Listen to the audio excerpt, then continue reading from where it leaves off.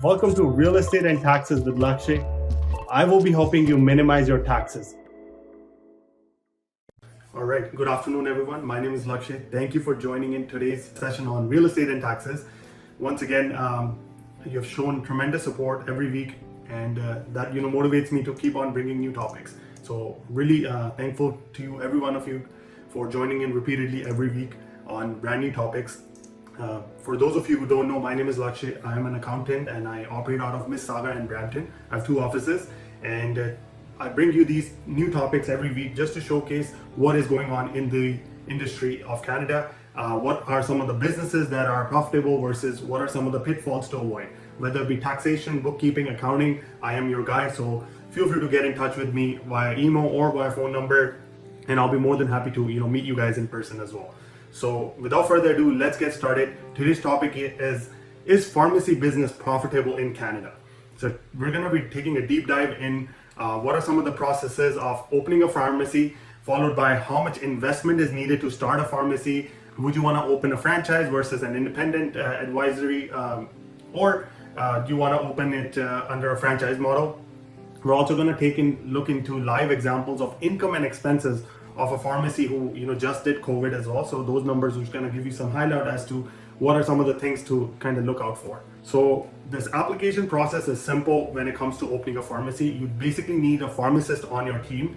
Number one is that you submit the application to the Ontario College of Pharmacists, followed by there's an activate your assurance and improvement medication certificate, PharmaPod account, which basically describes about the having a room, the size, the leasehold improvements, the accessibility conditions. So all of those things would technically be highlighted in step 2, and then you schedule an assessment where someone from the College of Pharmacists would actually visit your place and kind of approve you and assess you or suggest any improvements in order to get started with your pharmacy.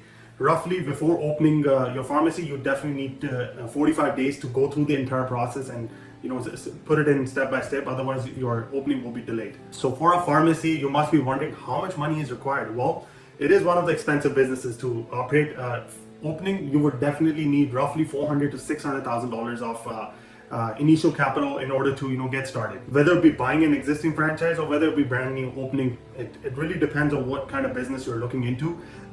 Typically, the leasehold improvement eats up approximately $150,000 worth of money to set up a pharmacy.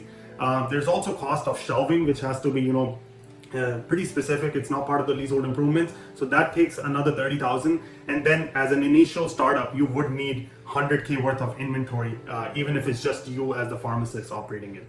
So kind of an expensive business, if you ask me. The minimum requirement is you must have at least 250 square foot of rental space or real estate that to operate a pharmacy out of. Maximum I wrote 1,000, but what I meant by maximum is optimal size. 1,000 square foot would be more than sufficient to have a one room for private consultations and a floor space where people can come in, wait, sit, and get their vaccinations done. Also now, whether it be you are buying or opening a facility, what you want to focus on is it an independent office outside of a medical building or is it inside a medical building? It would significantly change your criteria for success or failure depending on where you operate out of. So definitely pay attention. If it's a medical building, you're getting an opportunity to be part of.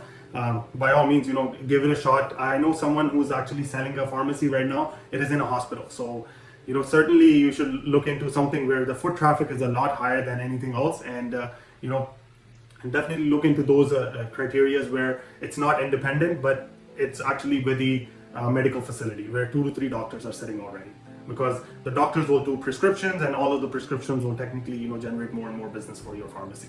What are some of the financing options? I just highlighted one financing option, which is the Canada Small Business Program.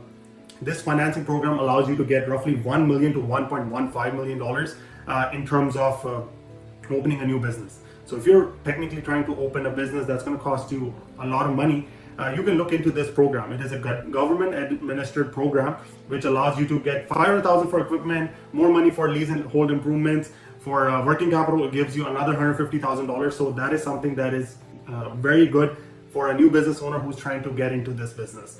The maximum loan amount is 1 million. The term of the loan is usually 15 years, and the rate of interest is working out to roughly prime plus 3 plus 3. So roughly prime is 7.2%. You would be looking at roughly 10 to 12% of interest rate on this loan, and where sometimes they even waive off the interest in the first year. So don't quote me on that, but I have seen those deals happen where the first year of interest was waived off completely. So now let's look at my favorite part, which is a live example of a convenience store. So here are some of the sources of income and revenues and expenses for a convenience store. So if you look at the live revenue and expenses, there's a few different categories to be considered about. Every other businesses have, some sort of real estate rental, salaries and wages, management salaries, repairs and equipment. So this kind of gives you a good idea of what are some of the expenses to be looking out for whenever you are opening a pharmacy. So in this live example, we want to look at a multiple year data of a pharmacy that has, have been operating pre-COVID and post-COVID. So some of the revenue numbers are inflated because of COVID. It brought in a lot of, subscription revenue. So in 2019, they were doing roughly $200,000 of revenue, and cost of sales was roughly $114,000. Then they paid advertisement, their management salaries themselves. They did some, leasehold improvements, so they're amortizing their cost of their leasehold improvements. The rental is roughly $52,000, which is a lot. So most of all, after you sum up all of the expenses, it works out to $148,000 for operating expenses. The cost of goods sold, where you had to, pay the vendors to buy insulin and all of the medications. So 114 plus 148 works out to 262 of your total expenses. On $262,000 of total expenses, you were sitting at a loss of $62,000. So as you can see, it's an expensive business. Even at doing $200,000 of revenue, you're sitting at a negative. So now let's look at things where, COVID came in. The revenue basically more than doubled. You can see from $200,000, it went to $494,000. The cost of sales also doubled, but the bottom line, we came out as a winner. Why? Because as you do more and more sales, your fixed costs are still dropping every year. The amortization is dropping. Your rent is roughly around $50,000 to $60,000 range. So, and your management salaries, you also doubled in this scenario because you were paying a little bit more to yourself. Even with more expenses in 2020, you walked away with roughly $60,000 of net income. So great example of how you can start to see a lot more money as you make more top line. On 200,000, you were in negative. On 500, you're basically walking away with $60,000. Now let's look at 2021. 2021 and 2022, roughly you're touching $700,000 mark. So very good numbers. Again, COVID had impacted all of these numbers, but you can still see you're walking away with a lot of profit. A lot of expenses have changed, but if you notice, you're taking away more money home. I know the net income is dropping on both of the years, but your management salaries, if you notice, you started off with $30,000. Every year, you're pretty much, increasing your own salary from $27,000 with $200,000 roughly. So that's where, meat of the profit is going. Remember, the pharmacist salaries is a big expense. So before opening a pharmacy, you need to make sure that you have a pharmacist on board, or you yourself is a pharmacist. The real estate rental is another one of the biggest cost of opening a pharmacy, because $60,000 worth of rent every year is not a chump change. It is a big amount. So one of the biggest ones that I noticed right off the bat is salaries. The second is rental of the business, and the remainder is roughly along the lines of amortizing your leasehold improvements. Anything that you guys notice that puzzles you, or something that you want to look at. I noticed that in COVID, there's a lot of deliveries happening, so their vehicle expenses went up from 0 to 10,000, because I'm pretty sure they're investing a lot more in delivery of prescriptions. Anything you guys want to notice or you want to talk about? So what I will do is I'll highlight some of the things that that I spoke to a pharmacist about, and the owner. So feedback from a current owner of a pharmacy. So one of the cool or not so cool feature of a pharmacy that I realized when I was talking to the owner is, number one is the rent for the doctors in your medical facility. So let's assume I own a pharmacy and I have a doctor sitting on the premises who's going to be prescribing all of the prescriptions. I didn't know that all of these doctors, they have, not really all of the doctors, but in the industry, that when I spoke to the owner, they said the rent for the doctors is technically paid by the pharmacy themselves. Why? Because most of the business comes from the doctors. So this is kind of like a thank you that pharmacists have to support all of the doctors by paying off rent even for not only just your own premises, but also the premises of the doctor where the doctor is sitting.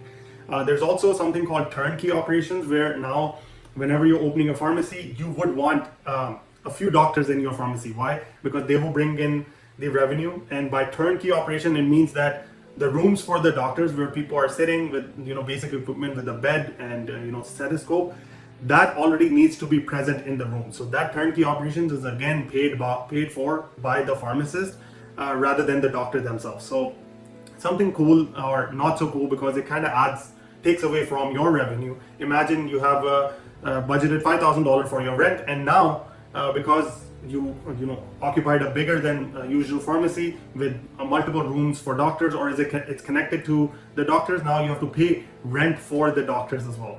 If your lease for your pharmacy doesn't renew, your business can technically go to zero. So let's assume you have been operating at a location for past 10 years and they want to kick you out from the premises.